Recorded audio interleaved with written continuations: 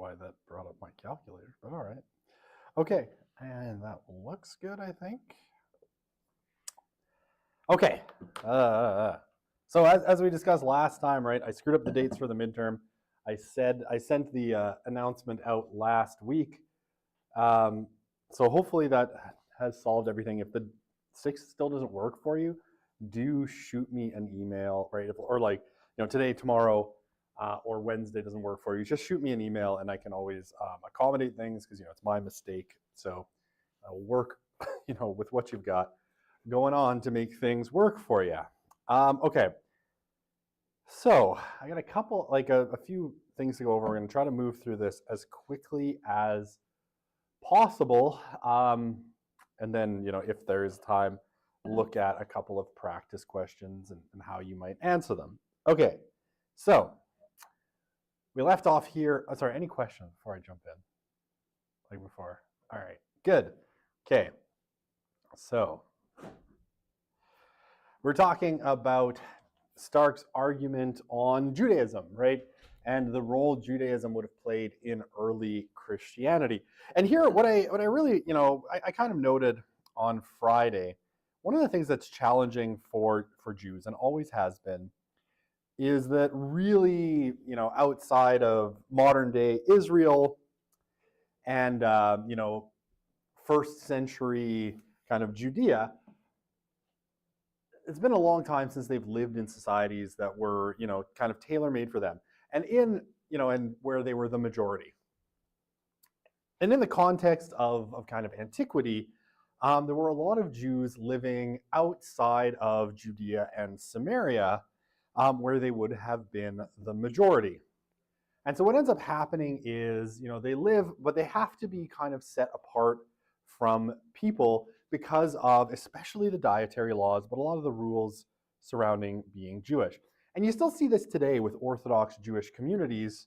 People who are Jewish, say like in the United States, will tend to cluster in a handful of cities, right? Miami being one, New York, LA, where there's a large Jewish community, and you can sort of, in a sense, live in a sort of mini Jewish society within the larger society.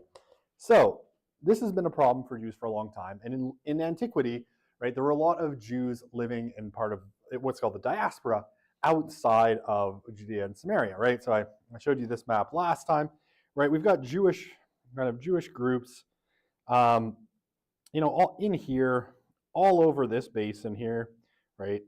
The Eastern Mediterranean basin, up into what's modern day Turkey or Anatolia, down into Alexandria in Egypt, and into a bunch of places where they're simply not the majority. And this leads to some problem, right? And so we would refer to these as Hellenized Jews. Specifically, they're Hellenized because they spoke Greek rather than Aramaic. Yeah. So in like Jerusalem and Judea, Samaria, they would have been speaking Aramaic. In the rest of the empire, the Jews would have been Hellenized, right? So they're speaking Greek.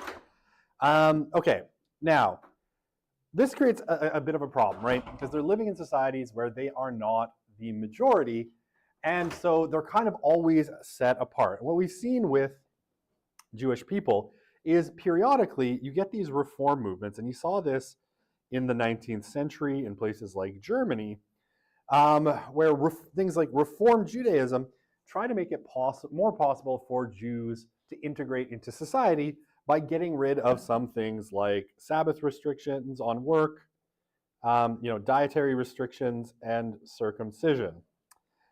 Now, one of the things that Stark is going to argue in the book, and I think it is reasonably kind of convincing, is that, we can assume that with a lot of these Hellenized Jews, they probably, they still have strong cultural ties, right?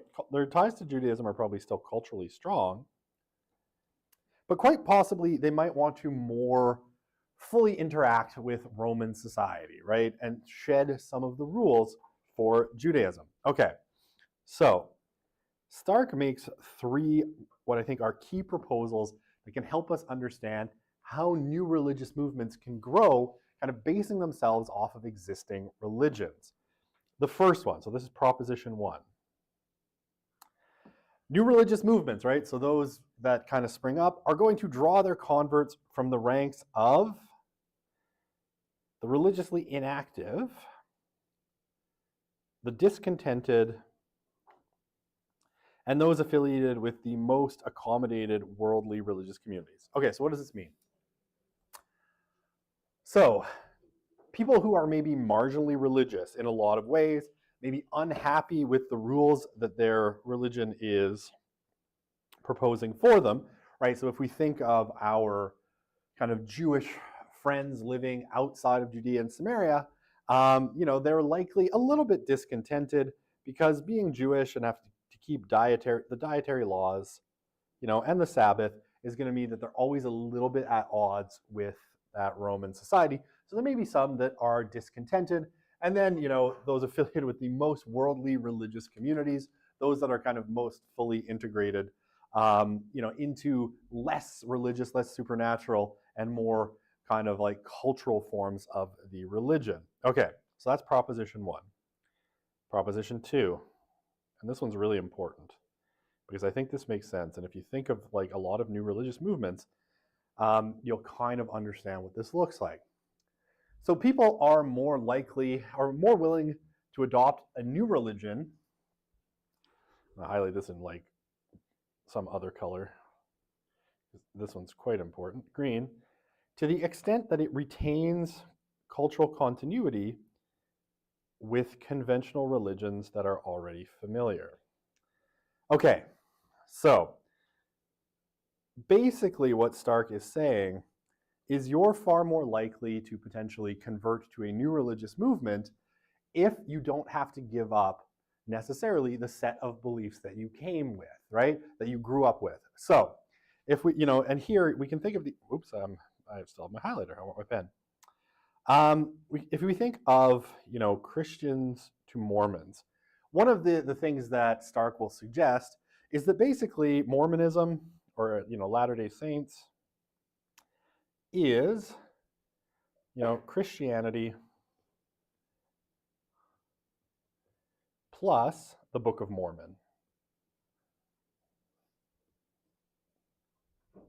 So if you were, let's say, you're living in 19th century America, you are, you meet these people, the Latter-day Saints, and all of this stuff, you would potentially think, okay, this is fine because you don't have to give up this to go here, right? Because all you're doing is taking Christianity, right? Mormons use the Old Testament, the New Testament, and then they add the Book of Mormon, right? So this would make Mormonism relatively appealing compared to, say, someone coming up with a completely new religion, right? Something that is completely different. So, you can make this case that in a lot of cases, new religious movements operate like this. They will, there's a lot of, cults and new religious movements where the leader is like, okay, I'm the next prophet, or I'm, the reincarnation of Jesus, right? Certainly there's one in the city. I get stopped by them every now and then on campus. It's the God as Mother people, and they're like, Jesus has returned, or no, the Holy Spirit has come back, but it's a woman in Korea. Which, no, I'm not kidding. I'm not even being unserious about this. It's like the Holy Spirit has manifested as a woman in Korea, and this is the church you should belong to. Please, transfer your life savings into this bank account and come hang out with us all the time. What's that? Well, no, it's the Holy Spirit. Jesus is, I don't know. Anyway, let's not talk about the weird Korean cult that operates in Edmonton. But if you run into the God as Mother people, run away so fast. Have you ever heard of God as Mother? Yeah, run. But they're doing the same thing, right? It's like, okay, we're going to take Christianity and add some woman in Korea who's now the new Holy Spirit or something. I don't know. To be honest, they keep stopping me when I'm on my way to pick up my kid at the day home. And I'm like, guys, I'd love to talk because your beliefs are fascinating and I want to know more. Not to join you because you're crazy, but for other reasons. But you keep stopping me at the worst of times. All right. So, arguably, this is a pattern that repeats in a lot of cases, right? Oops. That was comments from last time. No, everything still looks good. Okay, fine. Right, this is a pattern that we see a lot. And what Stark is arguing is that, Christianity is essentially, I'm going to just draw things, Judaism plus Jesus, right? Or the New Testament. And so it would be relatively attractive to a lot of Jews because you don't have to give up, the Judaism to become Christian. You're just adding on this idea of Jesus being the Messiah, right? That Judaism has been waiting for. Okay. Just going to erase that really quickly so I have a little bit more room to write for point number 3. And I mean, arguably, right, you can see some of this with the emergence of Islam as well, right? Islam kind of, though in a different way, Islam, takes the prophets of the Old Testament, of Judaism. It takes on, Christian figures like Mary,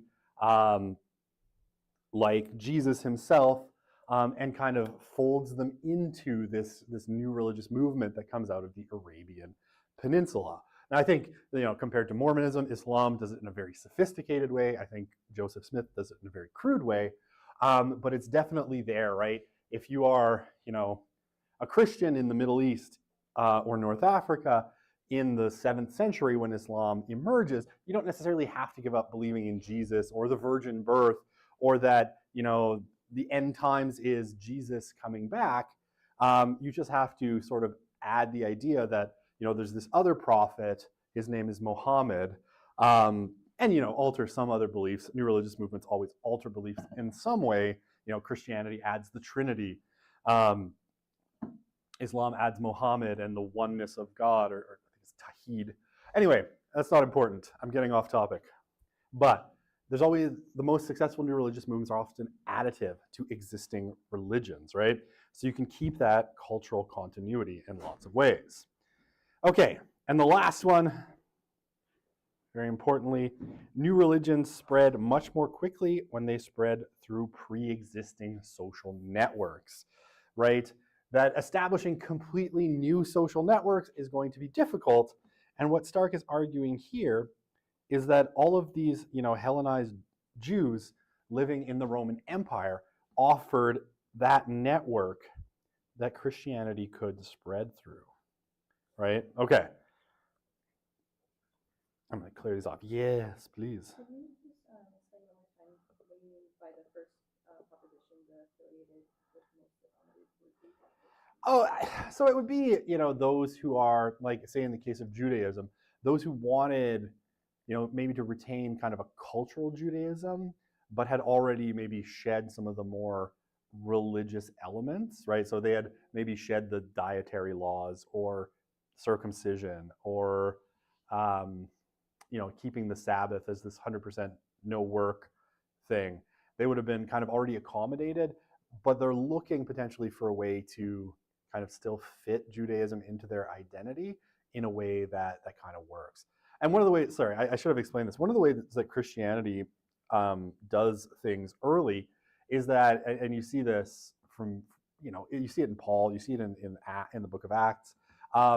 Christianity drops a lot of the dietary rules, right? So a lot of things, dietary rules, circumcision, because, if we're being cynical, it's possible that the early Christian communities found that circumcision for adult males was kind of a no-go. People didn't really want to, bridge that gap for whatever reason. And so relatively quickly, the early Christian community drops the requirement for circumcision. There's religious reasons why, or spiritual theological reasons. They say, right, Jesus has fulfilled the law, so we don't need to cling to these things like dietary laws anymore. They get rid of all of, the dietary laws of Judaism. And so, non-Jews, Gentiles, it becomes much easier for them to convert, while still keeping that kind of Jewish element to the religion. Okay.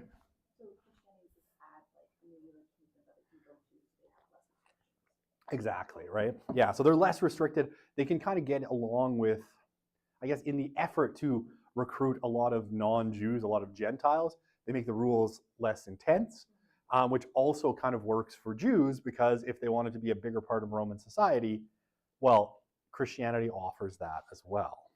Okay, so um, so Hellenized Jews, right? Those Jews outside of the Holy Land were wealthy, right? Jewish communities were relatively wealthy, relatively well educated, um, and somewhat separate from Palestinian or Second Temple Judaism, and a little bit from the Greco-Roman world, right? So they're not quite part of either world in some sense, because again, they don't speak the language of kind of the Holy Land of Jerusalem, which is Aramaic. Um, they speak Greek, so they're a little bit off to one side when it comes to that, but they're also relatively educated and wealthy. Okay, and Stark will suggest that a way of synthesizing, the kind of Jewish and kind of Greco-Roman identity would have been appealing, right? Because I don't know, maybe you want to try bacon. I don't know, or you want to just be a bigger part of kind of Roman society in ways that you're being held back from doing because Judaism has such strict rules, right? And I mean, among other things, right? You can't eat with Gentiles, right? Not with non-Jews. They can't handle your food in a lot of cases. So these are big problems for Jewish people.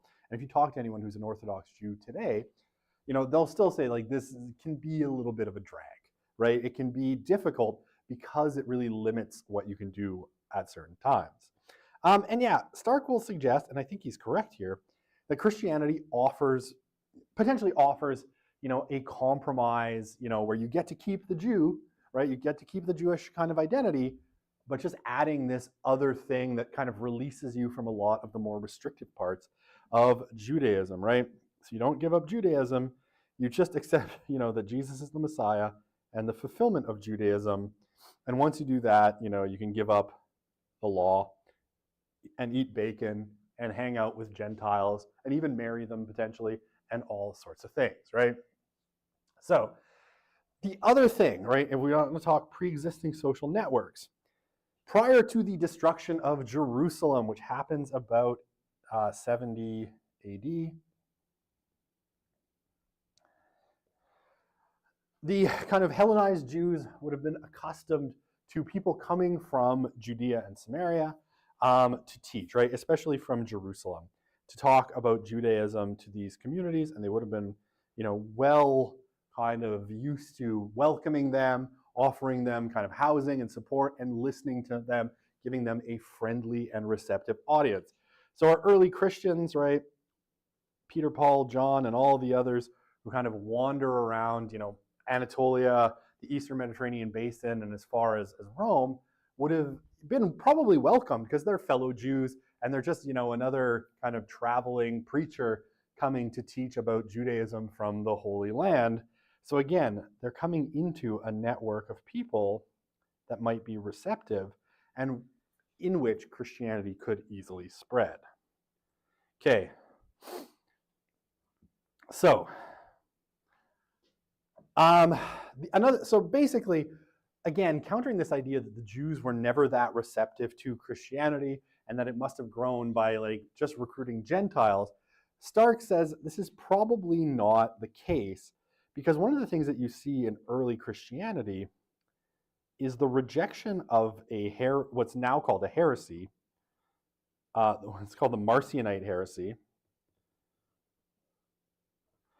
That comes from an early bishop named Marcion, right? So Marcion, around 144 CE, right? So after, well into kind of, the early Christian period, right?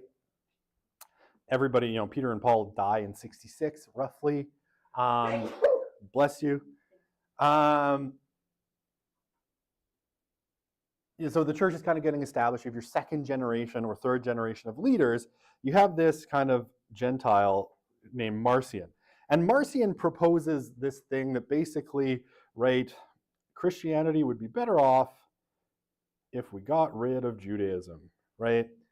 That basically the God of the, he proposes the God of the Old and New Testament are different, that this is some kind of lesser God, and, this is the true God that kind of came to set things right. And there's weird kind of Greek precedents for this. And that basically what should be done in Christianity is to toss aside the Old Testament and just go with the New Testament. Now, this is declared a heresy. Marcion is kicked out of the church, and to this day, his ideas are, anathema set. They are eternally accursed, and it's broadly rejected by the church. And Stark takes this to mean that Judaism probably still played a significant role in the early church up to like the middle part of the 2nd century, at very least. And start, so at least into the 2nd century, we probably have, Judaism still playing an important role. And he thinks they're still probably getting Jewish converts, so they don't want to cut off that source of kind of converts. And again, this is long after the destruction of Jerusalem and, the basically scattering of the Jews that remained in the Holy Land by the Romans to different parts of the empire. So Stark also takes the denunciation, hang on, I'm going to highlight this, of Christians involved in Jewish circles. Ooh, I put on the eraser. That was not my goal. Of Christians involved in Jewish circles, right? So they're still involved with Jews at the end of the 4th and beginning of the 5th centuries, as evidence that the connection of the two communities was still quite strong. So even, here we're talking the late 300s, right? Late 300s, early 400s. So late and early, you still have, letters being written by Christian bishops saying, look, you all have to stop being so involved in these Jewish communities. You have to make a choice here, right? And here, we're talking post-establishment, right? Because we're talking after Christianity becomes the official religion of the empire. We're still getting some bleed over between the two. And Stark says we're probably still seeing, right, links and converts between the two. Okay, how am I doing for time? All right, we're going to talk martyrs for 2 seconds. We're making good time. Everyone good. And really, I will say, just make sure you understand these 3 propositions because they're kind of the key. The rest is all just Stark's evidence. So make sure you understand those things. I love my messy slides. I love writing on slides. I don't know why. Super fun.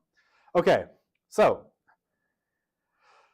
last part of the rise of Christianity. So the martyrs, right? So again, these are people who die for the faith. That's a martyr.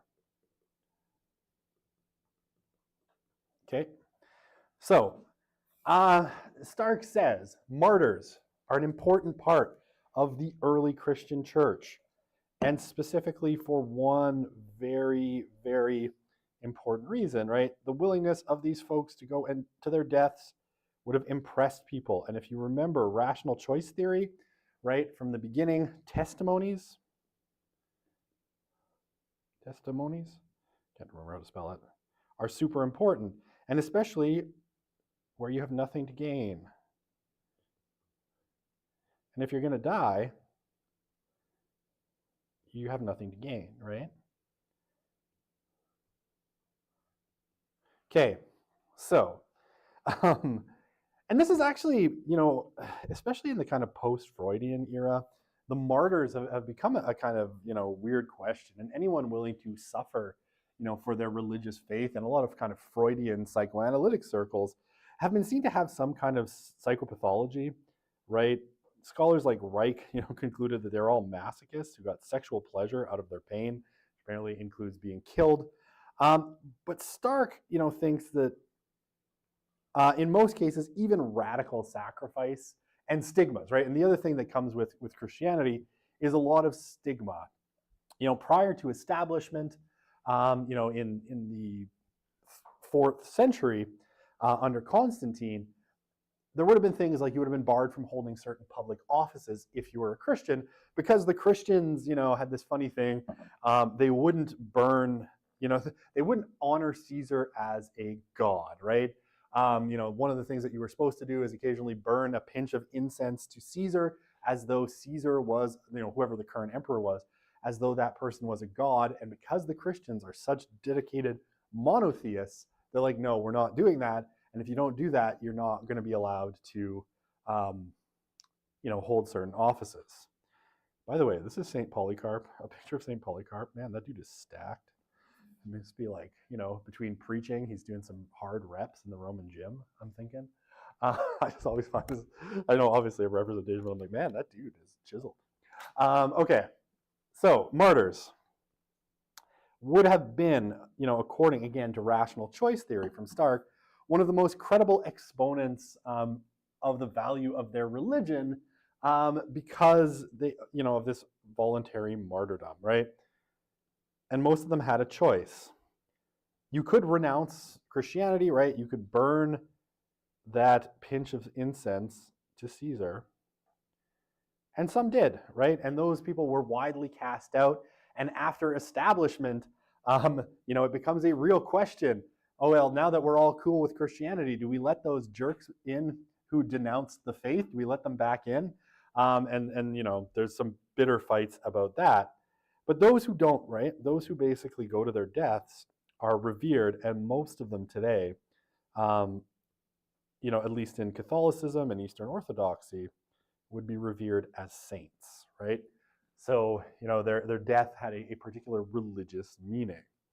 And actually, just even recently, there was a bunch of people who were martyred, Christians who were martyred by ISIS in the Middle East, and they were just recently elevated by Pope Francis to sainthood, right? They were canonized. Again, because dying for your faith in Catholicism is still seen as a kind of a major thing. Okay, how much time do I have? I'm doing okay. So, the other thing that Stark will suggest is that Christianity, because of the stigmas and the possibility of martyrdom, Christianity avoids, for a time, the free rider problem. I have a very short video to show you what a free rider is from The Simpsons. What do you mean by suggested donation? Pay any amount you wish, sir. And what if I wish to pay $0? All right, forget it. I could fix it. I could look and fix it, but it would probably take like 2 seconds. I'm going to very quickly check my audio settings. Sound mixer. Is it worth it?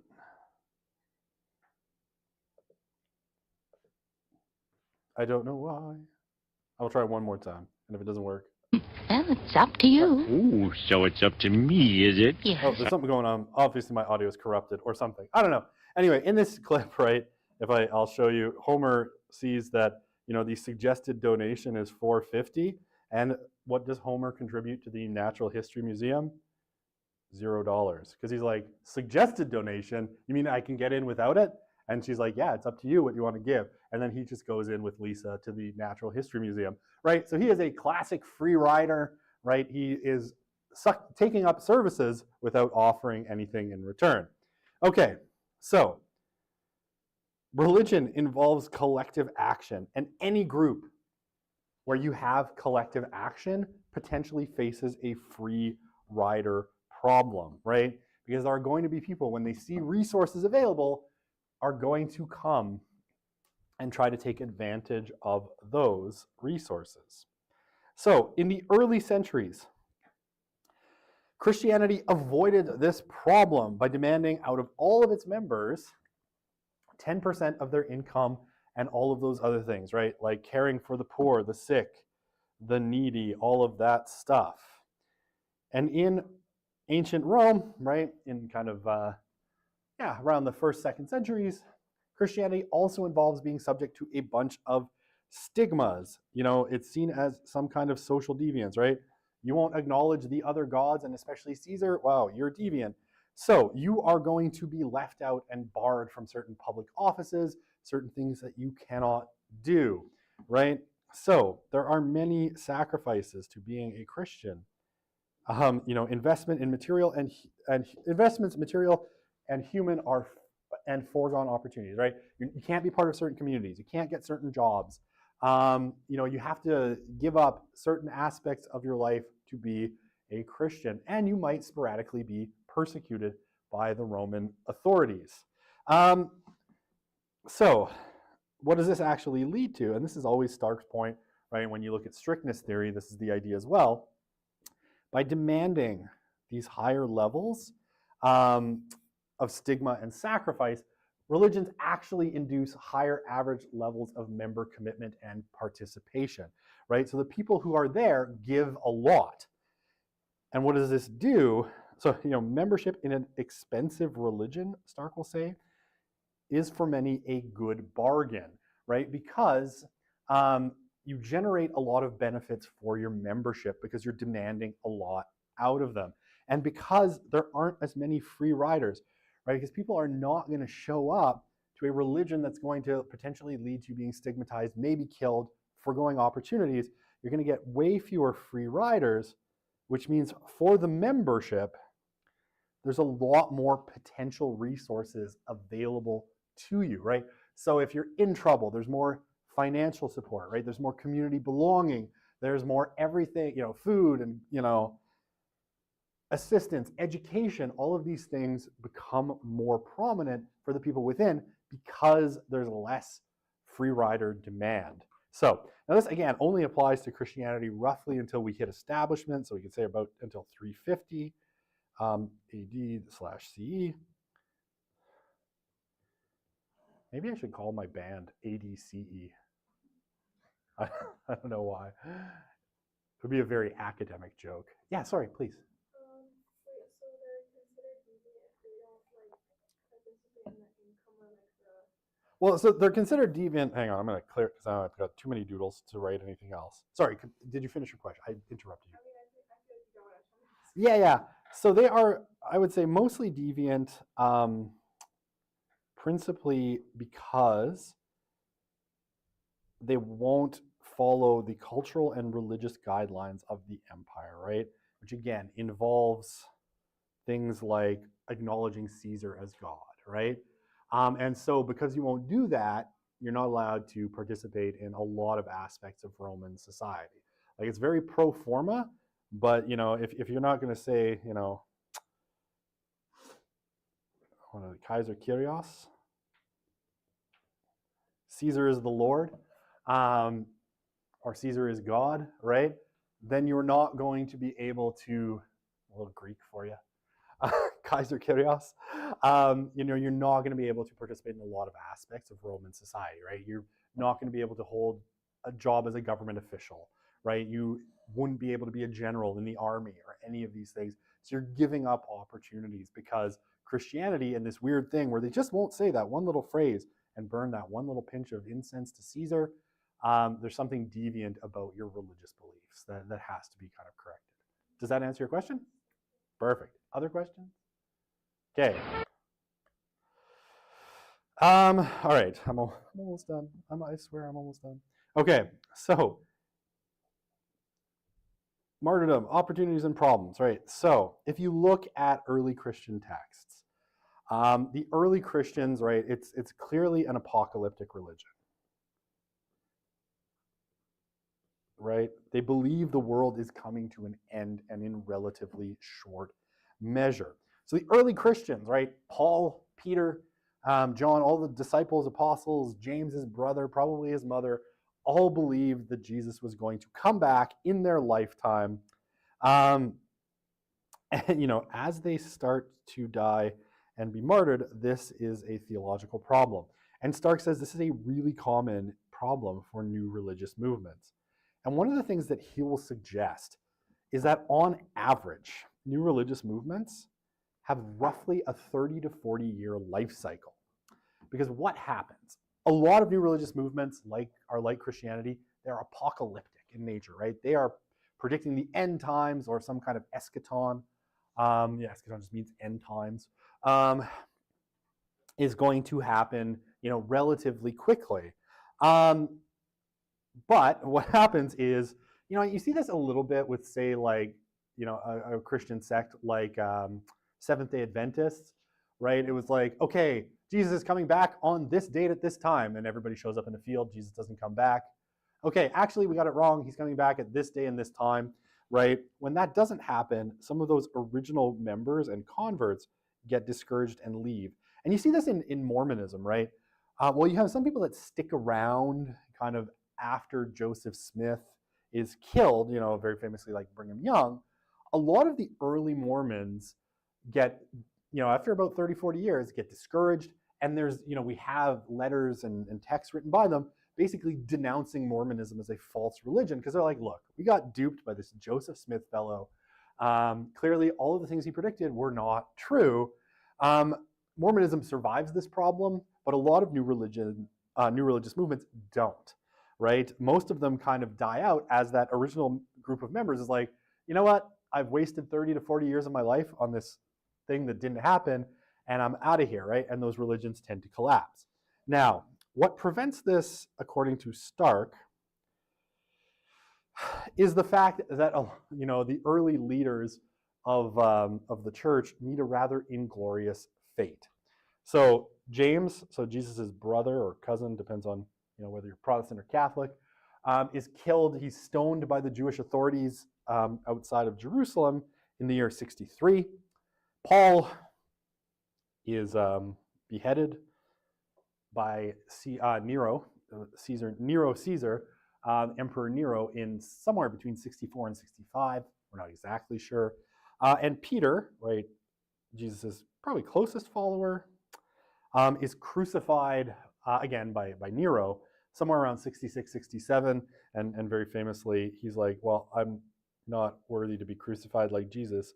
So he asked to be crucified upside down. What's that? Yeah, apparently. They're like, okay, whatever. You die anyway. Who cares how we do it? So Peter is crucified upside down, right? Now, this for Stark actually creates sort of a benefit to Christianity as a new religious movement, because having this first generation die for their faith, and a lot of the other, supposedly all of the 12 apostles, by kind of tradition, though we don't have great historical evidence for anyone outside of these three, all of them are killed in some way except for John.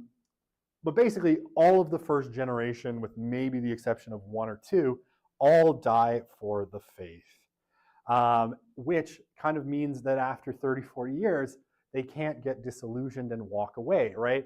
And then, the generation of Christians that comes after basically works on the theology to explain, why this didn't happen, right? And why Jesus hasn't come back, even 2,000 years later, right? So, and yeah, I mean, generally, those few Christians that were probably martyred generally seem to have done it with fearlessness and enthusiasm, and it would have been, a pretty strong witness of how confident Christians were in their beliefs, right? Again, it's testimony. Testimony. Testify, brother. All right. Okay, so some final remarks on this, and then if I have time, I'll look very quickly at some of my practice questions.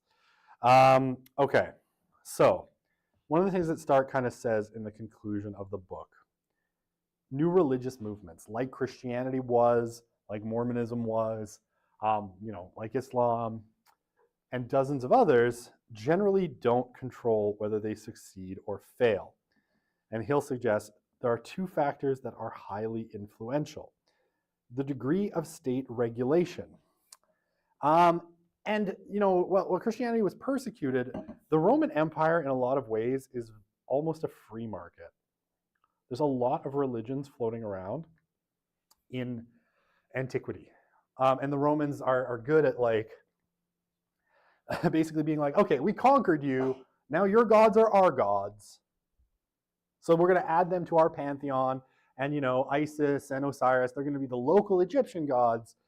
So they're less cool than Zeus or Jupiter, and I remember all the Roman names for the Greek gods, right? They're less cool than those ones, but they're still gods, and everything's good. So it's a relatively free market, and like I said, the persecution of Christians is at best, though Christians tend to tell it differently, it's at best sporadic, right? It comes and goes. So where the state is willing to vigorously persecute challengers to traditional faith, new religious movements struggle. Someone walks through that door, I'm throwing my shoe at them. Okay, that's right. Also, the vigor of conventional religious organizations. And this is something, if there's no market niches, it's going to be hard for a new religious movement to take hold. And one of the things we know about kind of the late Rome, or the kind of around the 1st century to the 4th century, is there's a lot of gaps in the Roman system, right? Not everyone finds it compelling, and you have a lot of new religious movements that sprang up, right? You hear something about like Mithraism, the cult of I think it's Osiris from Egyptian pantheon, is very popular in Rome, right? There's a lot of new religious, and Judaism actually has a lot of appeal as well, except for the circumcision thing, which kind of makes it less appealing. But the idea of like an all-loving God has a lot of people that are maybe looking for that kind of religious system. So there's a lack of vigor in kind of conventional religion, and we see it, paganism, once Christianity is made the official religion and the state removes its support from the pagan temple system, those religions collapse with alarming rapidity, suggesting that they weren't all that vital in the first place. Okay. Oh, sorry. I had a whole slide on the weakness of paganism, and I just spoiled it. Right. Paganism's relatively weak, right? So yeah, when paganism starts to collapse, like basically within months of Constantine shifting the state's support to Christianity in 325. Stark takes this, and I think most historians have kind of taken this as well, that paganism had lost its kind of vitality, and people, fell away and were joining all these cults because there just wasn't much vitality in paganism. And okay, according to Stark, Christianity didn't destroy paganism, it took advantage of its weakness in the market of religious ideas and just kind of took over. And again, right, the point that Stark's making is that by, the year kind of 300, oops, what happened there?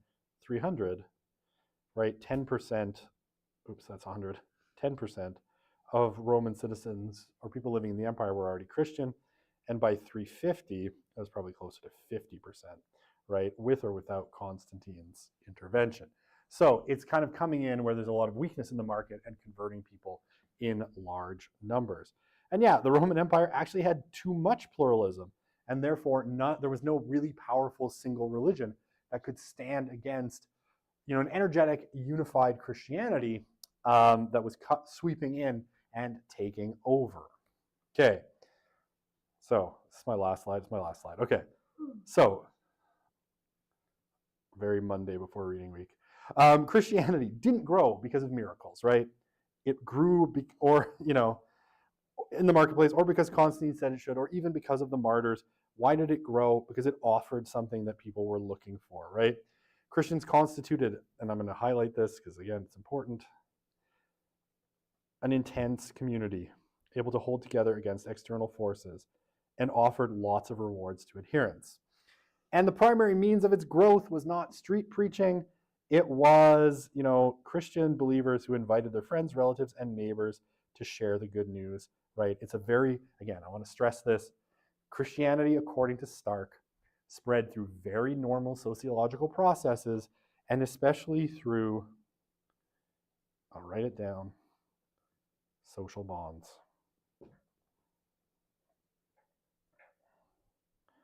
Right? And social networks. So you don't need a supernatural explanation for the rise of Christianity. It rises as most new religious movements does, because there's a space in the market that's not being filled. There's nothing, the state isn't oppressing it too much. There's not a powerful religion to stop it, so it just kind of swoops in and takes over. Okay. I have 4 minutes left. I can look at a couple questions. We'll discard my doodles so I can have a clean slate next year. Let me see if I can pull these up really quickly. Because I have 3 practice questions. Canvas is over here. Oh, my clock says I have 4 minutes. I have lots of time. We can do this. Okay, so there is no class on Wednesday. You may write the exam at that time or not. I will be here. I'll come. I'll hang out. Last time I stayed here for 5 minutes because no one was here. I walked around and no one was here because I left. Okay. Wait, hang on. I'm still learning Canvas because I'm dumb. Okay, view as student. I'm now one of you. Hello, fellow students. Okay. Sorry. I clicked on the wrong thing. I'm dumb. I'm sorry. I'm bad at this. Okay. I'm going to fix it. It's going to be great. Okay. Begin. Can I very quickly shift my window capture so other people can see it? Yay. Now if only it loads. Everybody, stop streaming YouTube videos so the exam can load. Okay. So this is a question that could potentially be there, right? So something like this. Explain Bruce's view of secularization. So what is his view of secularization? For 4 marks. Okay, so Bruce believes that the general model of the inherited model of secularization is correct, but that we've got the timing wrong. So he believes that it's happening later than scholars like Marx, Durkheim, Weber, Peter Berger expected, right? So he believes in a late secularization. Which other views is he arguing against, right? So clearly he is arguing against Rodney Stark's view. And maybe to an extent Mark Chavez's view, but probably more Rodney Stark's view that secularization isn't happening. All right, and what evidence does he give to support his views?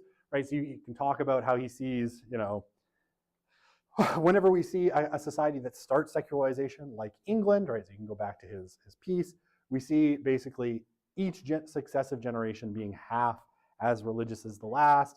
You can talk about his idea that, no people have no religious knowledge, any of those things, right? So anything from Bruce would get you marks here. Okay, 2 minutes. I can do this. All right. You're the leader of the movementarians, right? They're making a return appearance after the last exam. We also had the movementarians. That was the religion that Sandra joined, I think, because of her friend Jane, which is a new religious movement. And you take this class, so 376 by me. What lessons could you take from the course that would make the movementarians more likely to succeed? List at least 2 insights. And here, right, we just talked about, the mission to the Jews and why it probably succeeded. So you could do things like basing your religion on another religion, right? So you want to attract people, you could base it on Christianity or Islam or Hinduism or whatever, right? And you could, propagate it through existing, social networks. So you would go, I don't know, you'd go hang out at churches and make friends with people and try to convince them that they should join your movementarian religion, right? So 2, right? 5 marks each. That's all you have to do. Take something from the rise of Christianity. So I shouldn't say this because this is giving away a really terrible set of answers, but I always get some funny ones when I have questions like this, but I'm not going to tell you what they are because it's not that I want you to fail, but those things. Okay, what have sociologists long assumed about the class makeup of religious people? How does Stark problematize this, right? He's like, religious people are poor, right? It's the poor that turn to religion, right? So he's arguing against deprivation theory. How does he problematize these assumptions, right? We find in, say, early Christianity, that early class bias. Okay, that is it. I'm going to turn off